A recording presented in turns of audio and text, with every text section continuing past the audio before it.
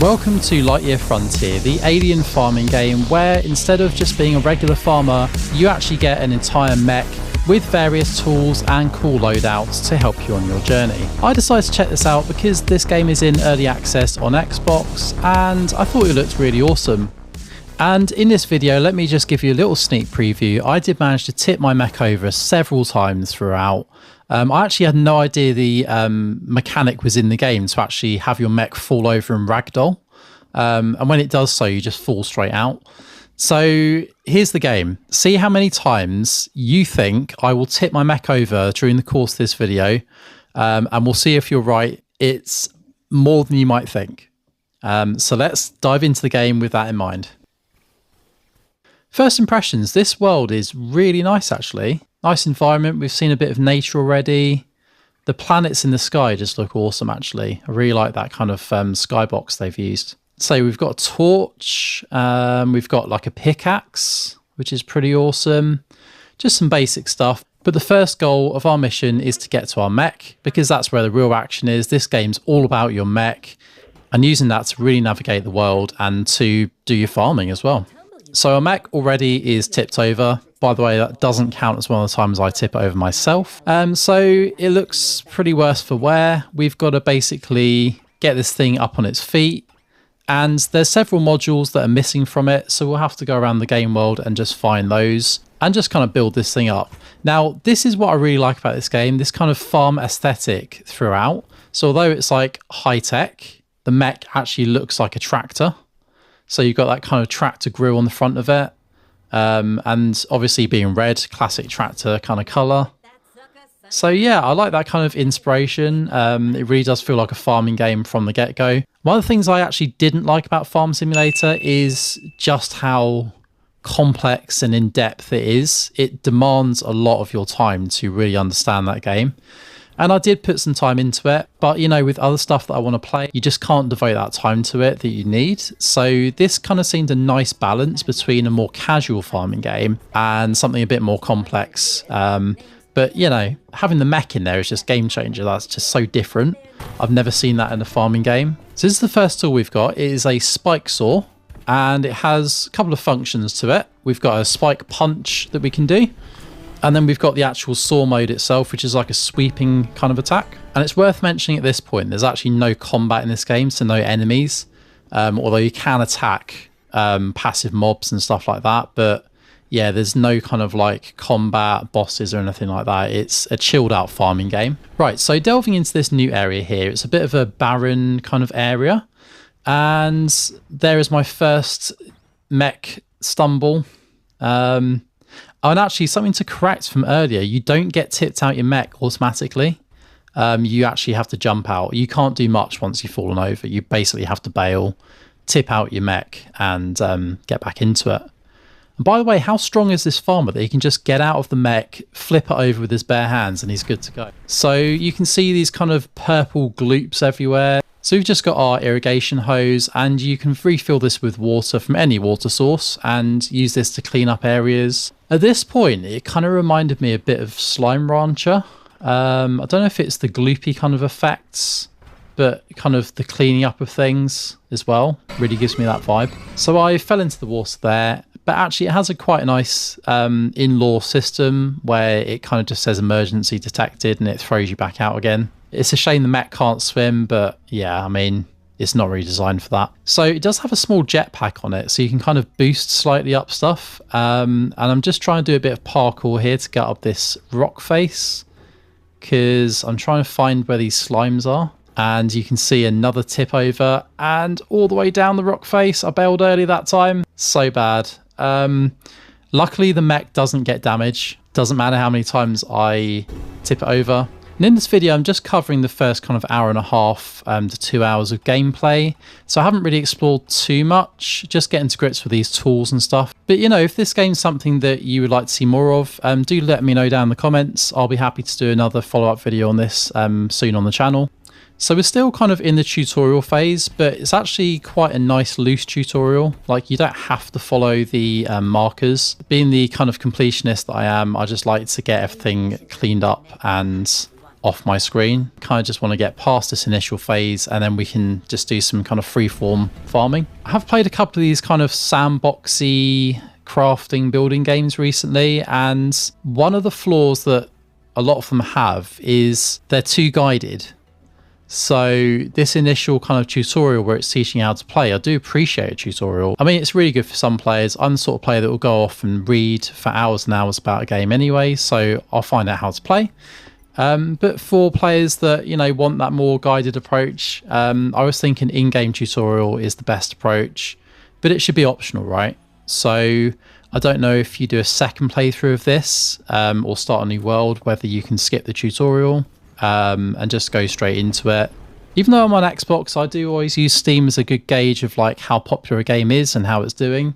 And considering this is early access, the Steam rating is 9 out of 10 stars. 931 reviews as of the time of making this video. So a lot of positive things being said about this game.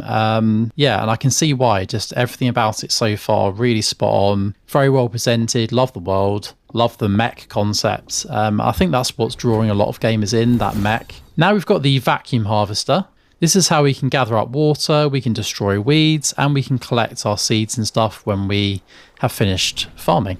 And just checking out the map, there's quite a few large areas here. So we started off in the meadows and dived briefly into the Pine Heights, but by the look of it, there's quite a few different regions to explore.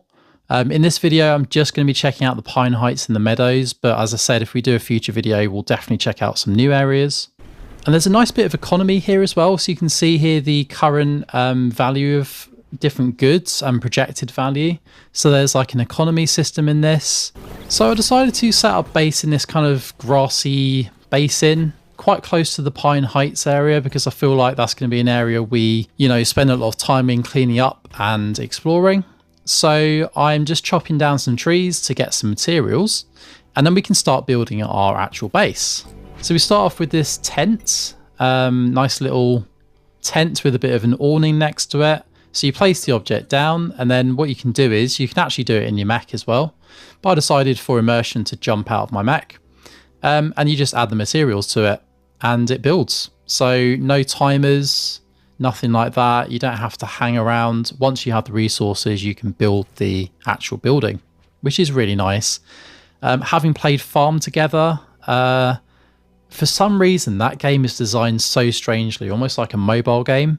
There is like real world timers on it. So like when you build stuff in the game, if you build like a tree house, you have to wait 3 real world days until it's complete. So we have got a little planting area, but it's full of weeds. So we just got to get rid of those weeds. And remembering back in our mech, we have that vacuum tool. We can actually use that to hoover up the weeds. And we get some materials from that as well. We get some plant fiber, so that's quite cool. And we've got a little bird friend hanging out near our base. I'm guessing they're going to be used for something later on. I'm assuming you can kind of tame them and keep them in branches and stuff. Just deciding to build a little fence, just decorating my base.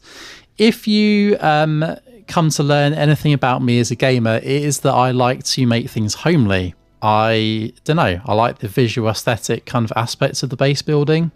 I'm less of a functional base builder, so I might spend hours and hours in the game not really making progress, but the base looks awesome. And that's what I'm all about, really. So, yeah. And by the way, as we're going through this game, I would love to hear from you guys what you would like me to play in future. I've got some great games lined up. I've got no shortage of awesome stuff to check out for you. But, you know, if there's a particular game you'd like to see me cover and like to see my take on it, then do shout. You can put a comment down below, or you can also respond on my community tab. Sometimes I'll put a poll in there. So that's the ideal place to let me know what games you'd like me to play. So we have our homely little base there, and we're just building this workshop shed. And this is like a big open structure. This will house a lot of our tools and things like that, and kind of extractors and machines that we need for our base to evolve. And there's one thing that I do really love about this game, and that is the fact that you can jump out the mech at any point, and as your human character, you can actually chop down trees, you can mine stone. So you can do a lot of the stuff that your mech can do, but there's specific things that you need the mech for. So it is almost like that farmer-tractor relationship. But But yeah, and then you can just pick up these materials and put them inside your mech. It's like a storage facility as well. They've given you this tool that becomes almost its own character, and it follows you around for the entirety of the game. It's almost like a little roving base. And I really love that in games. You know, if they can bring that aspect into a simulator game like this, then that is just, for me, a really cool thing to do. Similar kind of thing in Subnautica, where you kind of had the, what do they call it? The sea truck, I think it was. That kind of big modular truck that you could build up and add stuff to. Now, I'm not a massive Subnautica fan because I get freaked out by the gigantic sea creatures, but I love the sea truck element of it. So now we have enough materials to build our mailbox, and there is no post in there at the minute. I'm not sure what that actually gets used for. I assume the developers put messages and stuff in there. Now we've got to get some lighting up in here. One of the first things I do in all these sort of games is make sure we have some nice ambient lighting for our nighttime phase. I like the fact this game doesn't have enemies in it, just for that aspect. I mean, you don't have to sit and defend your base. It would be cool to have some combat later on, as I said, but yeah, at least you don't have to worry about your base getting raided or anything. Getting ourselves a nice campfire, and I would say the base is looking pretty nice so far. I think we picked a good location for it. We've got some trees nearby, we've got some stone, we're close to kind of all the areas we need to be in. Now there's this weird tree thing that I saw a bit earlier, and it said that you can feed it. I think it's some sort of nest for like insects or something. But I managed to create a fodder extractor in my base. So I now have fodder that I can use to feed stuff. So I fed the tree, didn't do anything. So yeah, not sure what that's all about. So every time you sleep, it gives you this nice kind of like day 2, day 3 thing. That's nice as well for the immersion aspect. I'm all for games like this, immersing you in the world. And even if there's stuff in here that isn't functional, but it's kind of something for decoration, I'm all about that. I love that aspect of things. So yeah, more of that, please. So our berries are growing nicely, and we just got to make sure we water them occasionally. And when I run out of water, I do have to actually find a water source. I don't know if that's something I can build later on in my base, like a water butt pond, I guess. I don't know. What would you call it? Yeah, somewhere where you store water, basically, so you don't have to run around the map looking for it. And there's some kind of old ruins here. Some pretty cool ancient artifacts and stuff here. Some sort of strange rock, purple strange rocks. I feel like there's some sort of like lore to this, some kind of background stuff coming up. Oh, we've got an ancient ruins counter, artifacts 1 of 9. So we've got something to find here, some sort of ancient artifact. I don't know what it gives us if we get all of them. Well, me being me, I have to immediately stop what I'm doing and try and get all 9 artifacts. So I'm going to jump out of my mech. I'm actually going to put this into a time lapse, and yeah, let's get all 9 artifacts and see what it does.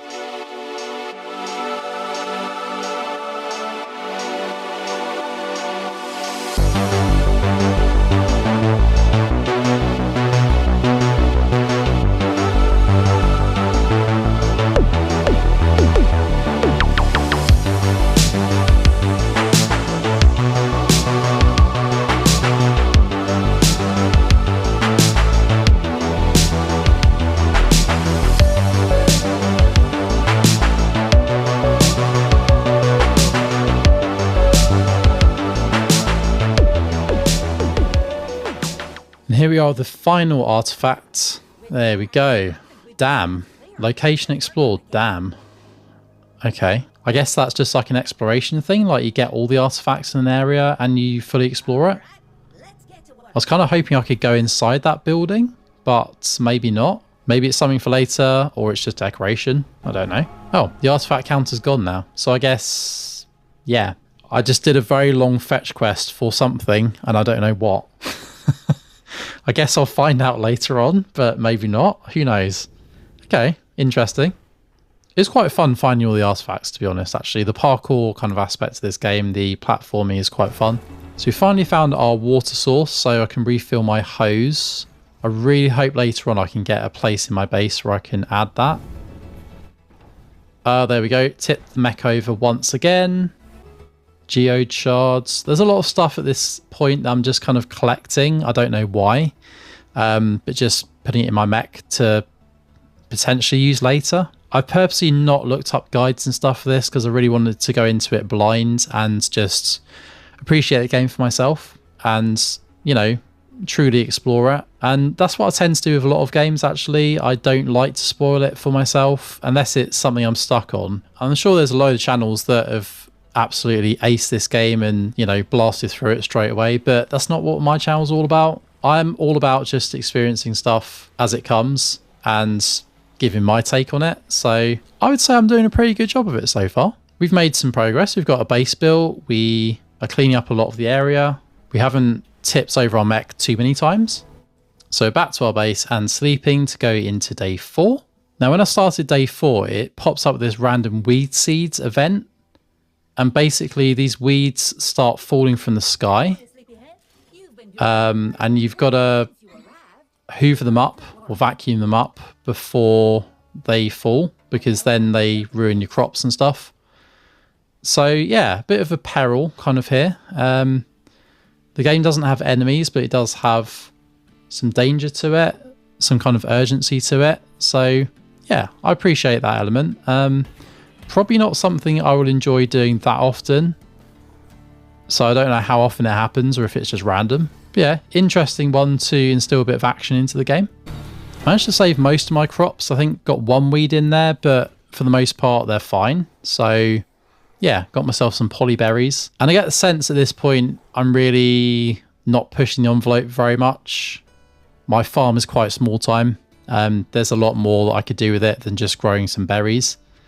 But, you know, just get the infrastructure in place for this video. I'd love to see if I can really build a ranch or something where you can kind of tame animals and things like that. There's a lot of areas we haven't explored yet. So yeah, definitely some exploring to be done. But yeah, this was just an initial look at this game really, and for this video just to start our journey and start exploring this planet. And yeah, I really love the mech gameplay of this. As I said before, it's really awesome how it's like tractor themed, and it really is like transporting Farm Simulator into space.